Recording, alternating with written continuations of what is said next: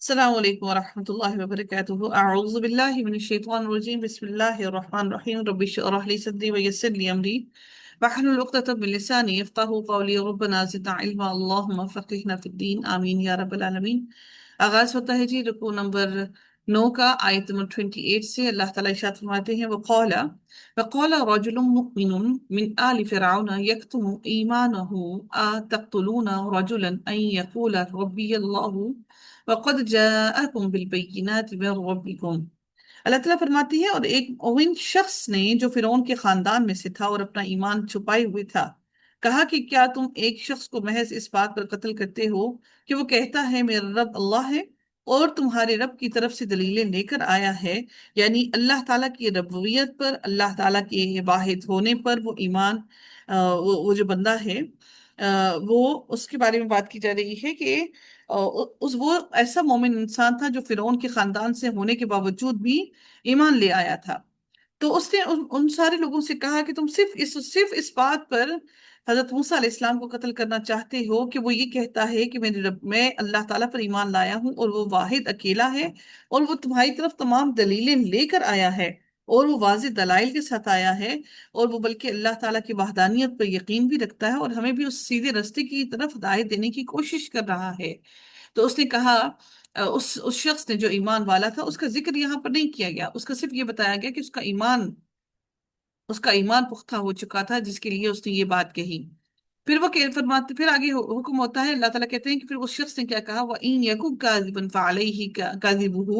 تو اس نے پھر مزید کہا کہ اگر وہ جھوٹا ہے تو اس کا جھوٹ اسی پر ہے، تمہیں اس کے جھوٹ کی کیا فکر ہے کہ اس کا جھوٹ تو صرف اسی کی ذات پر ہے۔ وَإِن يَكُنْ صَادِقًا يُصِبْكُمْ بَعْضُ الَّذِي يَعِدُكُمْ، پھر اللہ تعالیٰ مزید ارشاد فرماتے ہیں اور اگر وہ سچا ہو تو جس عذاب کا وہ تم سے وعدہ کر رہا ہے اس میں سے کچھ نہ کچھ تم پر آ پڑے گا۔ یعنی اس نے بطور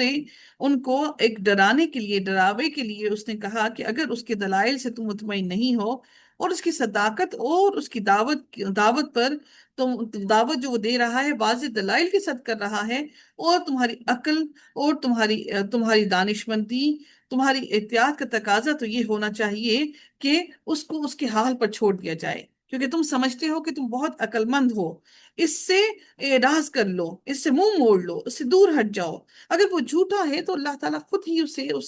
جھوٹ کی سزا دنیا اور آخرت میں دے دے گا، اور اگر وہ سچا ہے اور تم سے اسے ایذائیں پہنچائیں، اگر تم نے اسے ایذائیں پہنچائیں، تم نے اس کو تکلیفیں پہنچائیں، تو پھر یقیناً وہ تمہیں جن عذابوں سے ڈراتا ہے تو تم پر وہ تمام کے تمام عذاب آ پڑیں گے۔ پھر آگے مزید اس شخص نے کیا کہا،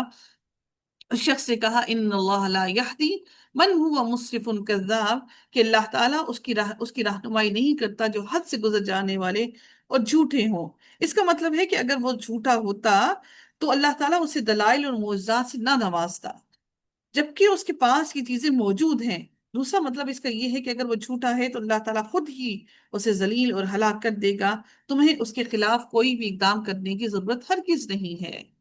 پھر اگلی آیت میں ارشاد ہوتا ہے یا قومی، اے میری قوم، اے میری قوم کے لوگوں،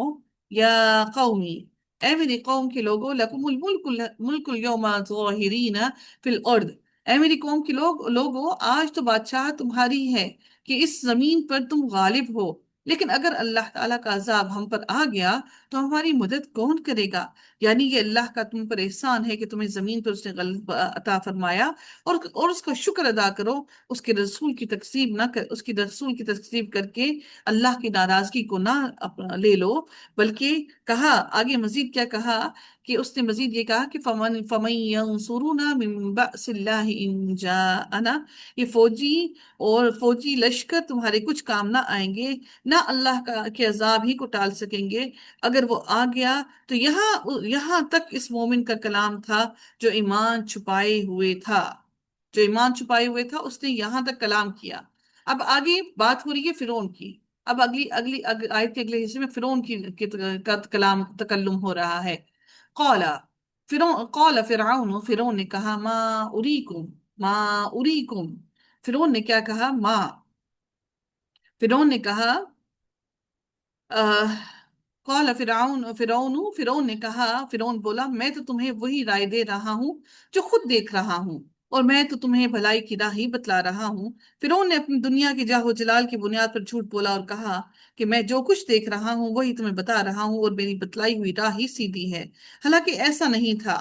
حالانکہ ایسا ہرگز نہیں تھا، کیونکہ فرعون کا جو حکم تھا وہ سوائے گمراہی کے اور کچھ بھی نہ تھا۔ فرعون کی بات سوائے گمراہی کے اور کچھ بھی نہ تھی۔ اللہ تعالیٰ مزید اگلی آیت میں مزید ارشاد فرماتے ہیں کہ آگے کیا، اب اگلی بات میں، اگلی آیت میں کس کا کلام ہوا؟ وقال الذي آمن يا قوم إني أخاف علي جی انی اخاف علیکم مثل یوم الاحزاب۔ اگلی آیت میں فرماتے ہیں اس مومن نے اب کہا، وقال الذی، اس مومن نے اب کہا، اے میری قوم، یا قومی، اے میری قوم کے لوگوں، مجھے تو اندیشہ ہے کہ تم پر بھی ویسا ہی عذاب نہ آئے جو اور امتوں پر آ چکا ہے، یوم الاحزاب جو دوسرے گروہوں پر بھی آ چکا ہے۔ مجھے اس چیز کا خوف ہے کہ کہیں ایسا نہ ہو کہ تم بھی اسی عذاب میں گھیر لیے جاؤ۔ اگلی آیت میں اللہ تعالیٰ ارشاد فرماتے ہیں مثل دأب قوم نوح وعاد وثمود والذین من بعدهم وما اللہ یرید ظلما للعباد۔ اللہ تعالیٰ مزید اگلی آیت میں ارشاد فرماتے ہیں جیسے امت نوح اور عاد اور سمود اور ان کے بعد والوں کا حال ہوا، اللہ اپنے بندوں پر کسی طرح کا ظلم نہیں کرتا۔ یہ اس مومن آدمی نے دوبارہ اپنی قوم کو اللہ تعالیٰ سے ڈرایا کہ اگر اللہ کے رسول کی تکذیب پر ہم اڑے رہے اور ڈٹے رہے تو مجھے اندیشہ ہے اور خطرہ ہے کہ گزشتہ قوموں کی طرح عذاب الہی کی گرفت میں ہم بھی نہ آ جائیں۔ ہمیں بھی اللہ تعالیٰ اسی حال میں، اس ظلم کے سبب جو ہم نے کیا، اللہ تعالیٰ کے ساتھ شریک ٹھہرایا، اس ظلم کے سبب اللہ تعالیٰ ہمیں بھی نہ گھیر لے۔ یعنی اللہ تعالیٰ نے جن کو بھی ہلاک کیا ان کی گناہوں کی ان کی گناہوں کی وجہ سے اور رسولوں کی تقسیم اور مخالفت کی وجہ سے ہی ان کو ہلاک کیا، ورنہ وہ شفیق اور رحیم رب اپنے بندوں پر ظلم کرنے کا ارادہ کبھی نہیں کرتا۔ گویا قوموں کی ہلاکت یہ ان پر اللہ کا ظلم نہیں ہے، بلکہ قانون مکافات ہے کہ اللہ تعالیٰ کسی بھی سرکش کو، شرک کرنے والے کو نہیں معاف کرتا۔ تو آج محرم کا یہ جو مہینہ چل رہا ہے، ہم سب کو یہ بات بہت ذہن میں اپنے ڈال لینی چاہیے اور غور و فکر کرنا چاہیے کہ یہ جو محرم کا مہینہ ہے، اس محرم کے مہینے میں جتنی بھی شرک ہم لوگ کرتے ہیں، ہم ان تمام شرکوں سے محفوظ ہو جائیں اور اپنے آپ کو ان تمام شرکوں سے محفوظ کر لیں۔ اللہ رب العزت اگلی آیت میں مزید ارشاد فرماتے ہیں وَيَا قَوْمِ إِنِّي أَخَافُ، اللہ تعالیٰ فرماتے ہیں وَيَا قَوْمِ، اور اے میری قوم، انی اخاف علیکم یوم التناد، اس شخص نے پھر سے کہا، اگلی آیت میں پھر سے ڈرایا، اور مجھے اے میری قوم، مجھے تو ڈر اور خوف ہے کہ تم پر ہانک پکار کر دن کا کبھی ڈر ہے۔ یعنی تنادی کے معنی ہے ایک دوسرے کو پکارنا۔ قیامت کو یوم التناد اس لیے کہا گیا ہے کہ اس دن ایک دوسرے کو پکاریں گے، اہل جنت اہل نار کو، اہل جہنم کو، اور اہل نار اہل جنت کو ندائیں دیں گے اور ان کو بلائیں گے، اپنی مدد کے لیے پکاریں گے۔ بعض کہتے ہیں کہ میزان کے پاس ایک فرشتہ ہوگا جس کی نیکیوں کا پلڑا ہلکا ہوگا، اس کی بدبختی کا یہ فرشتہ چیخ کر اعلان کرے گا۔ بعض کہتے ہیں کہ عملوں کے مطابق لوگوں کو پکارا جائے گا، جیسے اہل جنت کو اے جنتیوں اور اہل دوزخ کو اے جہنمیوں کہہ کر ان کو پکارا جائے گا۔ تو اس شخص نے یہاں پر ان لوگوں کو ڈرایا اور اس نے کہا کہ مجھے پکار کر بلانے والے دن کے عذاب کا ڈر اور خوف لاحق ہے۔ یوم، اگلی آیت میں فرماتے ارشاد ہوتا ہے کہ یوم تولون مدبرین، جس دن تم پیٹ پھیر کر لوٹو گے، یعنی میدان محشر سے جہنم کی طرف جاؤ گے یا حساب کے بعد وہاں سے بھاگو گے، پیٹ پھیر کر بھاگنے کی کوشش کرو گے۔ ما لکم من اللہ بن عاصم ومن یضلل اللہ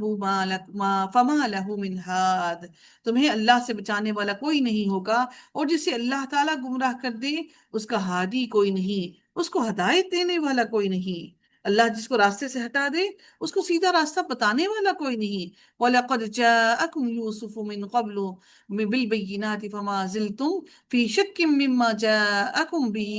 حَتَّى إِذَا هَلَكَ قُلْتُمْ لَن يَبْعَثَ اللَّهُ مِن بَعْدِهِ رَسُولًا۔ اللہ تعالیٰ پھر مزید اگلی آیت میں ارشاد فرماتے ہیں اور اس سے پہلے تمہارے پاس حضرت یوسف دلیلیں لے کر آئے، پھر بھی تم ان کی لائی ہوئی دلیل میں شک و شبہ کرتے رہے۔ یعنی اے اہل مصر، حضرت موسیٰ سے قبل تمہارے اسی علاقے میں جس میں تم آباد ہو، حضرت یوسف علیہ السلام بھی دلائل کے ساتھ آئے تھے، جس میں تمہارے آباء و اجداد کو ایمان کی دعوت دی گئی تھی۔ یعنی جاءکم سے مراد جاء الی آبائکم ہے، یعنی تمہارے آباء و اجداد کے پاس آئے، لیکن تم ان پر بھی ایمان نہیں لائے اور ان کی دعوت میں شک و شبہ میں مبتلا رہے، شک و شبہ کرتے رہے، یہاں تک کہ جب ان کی وفات ہو گئی تو کہنے لگے ان کے بعد تو اللہ کسی رسول کو بھیجے گا ہی نہیں۔ کیا کہا انہوں نے؟ کیا کہا مزید ان لوگوں نے؟ کیا کہا کہ جب بھی حتی اذا ہلک قلتم لن یبعث اللہ من بعدہ رسولا، یہاں تک کہ جب ان کی وفات ہو گئی تو کہنے لگے کہ ان کے بعد اللہ کسی رسول کو بھیجے گا ہی نہیں۔ یعنی یوسف علیہ السلام کی وفات کے بعد ان لوگوں نے یہ کہا، یعنی تم لوگوں کا تو ایمان یہ تھا، اور تم لوگوں کا تو اعلان یہ تھا، اور تم لوگ تو اس بات پر پکے تھے، پختہ تھے کہ ہر پیغمبر کی تکذیب اور مخالفت ہی تم لوگ کیا کرتے تھے، تم لوگ تو اسی شیوا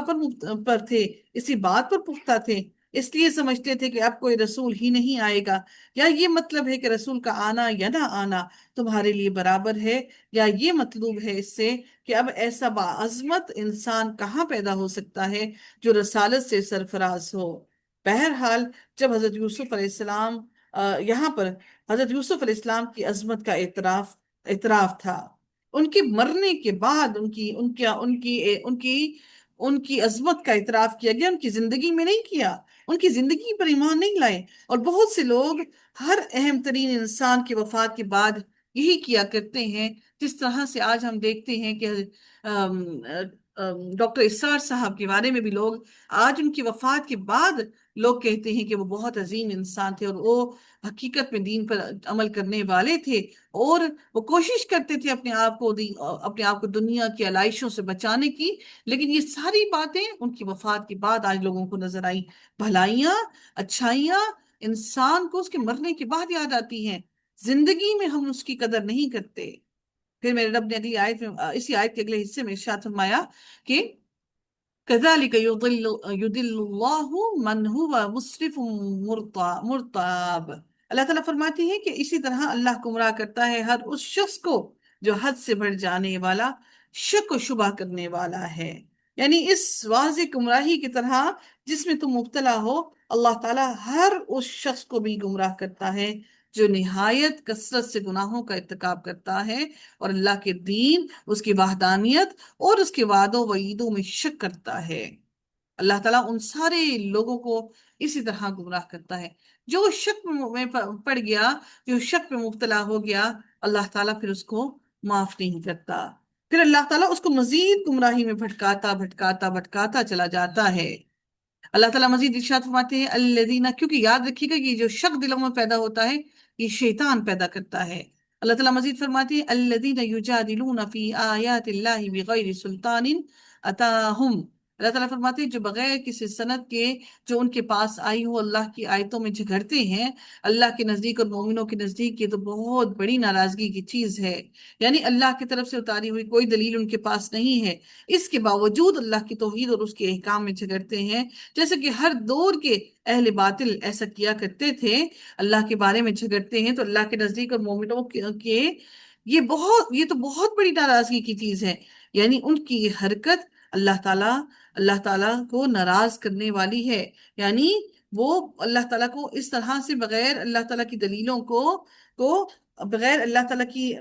کی آیات کو بغیر دلیلوں کی ٹھکرا دیتے ہیں، جھوٹا بنا دیتے ہیں۔ نہ صرف یہ اللہ تعالیٰ کی ناراضگی کا سبب ہے، بلکہ مومن بھی ان باتوں پر ناراض ہوتے ہیں، مومن بھی ان باتوں پر، ان اہل کفر لوگوں پر ناراض ہوتے ہیں اور ان پر ناراضگی کا اظہار کرتے ہیں۔ اللہ تعالیٰ پھر مزید ارشاد فرماتے ہیں اسی آیت کے اگلے حصے میں كذلك يطبع الله على كل قلب متكبر جبار۔ اللہ تعالیٰ اسی طرح ہر ایک مغرور سرکش کے دل پر مہر کر دیتا ہے، ان پر مہر لگا دیتا ہے، یعنی جس طرح ان کے دلوں پر مہر لگا دی گئی ہے، اسی طرح ہر اس شخص کے دل پر مہر لگا دی جاتی ہے جو اللہ کی آیتوں کے مقابلے میں تکبر اور سرکشی کا اظہار کرتا ہے، اور جس کے بعد معروف اور منکر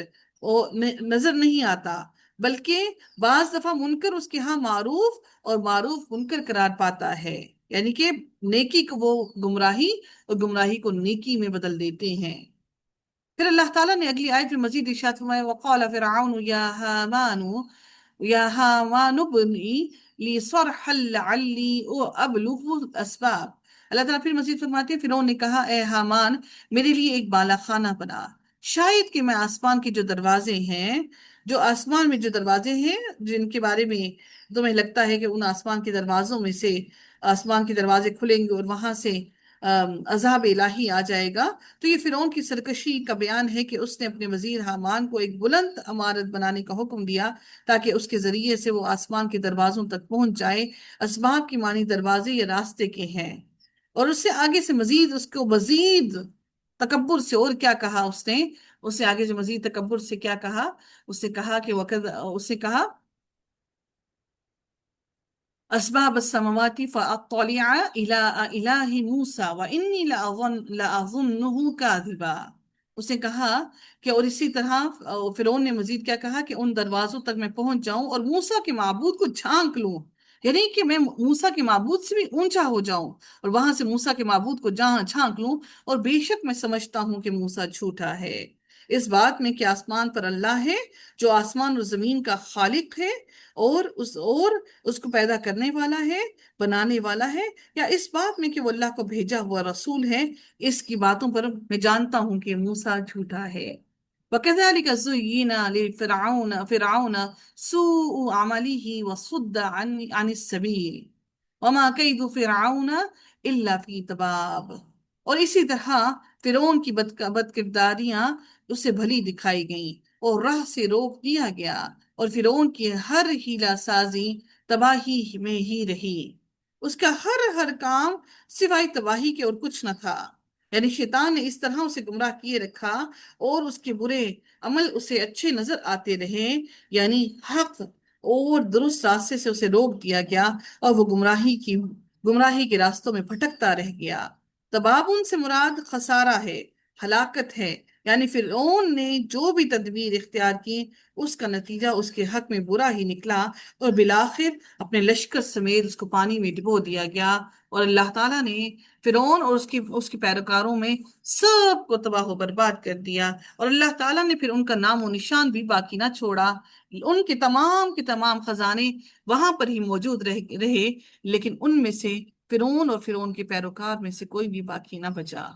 اللہ تعالیٰ ہم سب کو ہدایت عطا فرمائے اور ہمارے دلوں کو اپنی رضا اور اپنی خشیت کے مطابق نرم کر دے، اور اپنی رضا کے مطابق ہم سے اعمال کروا لے۔ اللہ تعالیٰ ہم سب کے گناہوں کی مغفرت فرمائے۔ اللہ تعالیٰ تمام مومنین اور مومنات کی مغفرت فرمائے، تمام لوگوں کے گھروں سے بیماریوں کو دور کر دیں، صحت کاملہ اور عاجلہ عطا فرمائے تمام بیماروں کو۔ اللہ تعالیٰ ہماری آنے والی نسلوں کو دین سے جوڑ دیں۔ اللہ تعالیٰ دنیا اور آخرت کی بھلائیاں ہماری اولاد کو اور آنے والی نسلوں کو عطا فرمائے، ہمارے اہل و عیال کو اور ہمارے گھر والوں کو، ہمارے بہن بھائیوں کو، تمام لوگوں کو اللہ تعالیٰ دین سے جوڑ دے۔ اللہ تعالیٰ ہم سب سے راضی ہو۔ رب ارحمہما کما ربیانی صغیرا، اللہم اغفر للمؤمنین والمؤمنات، اور صلی اللہ تعالی علی خیر خلقی اجمعین برحمتک یا ارحم الراحمین۔ سبحانک اللہم و بحمدک، نشہد ان لا الہ الا انت، نستغفرک ونتوب الیک۔ السلام علیکم ورحمۃ اللہ وبرکاتہ۔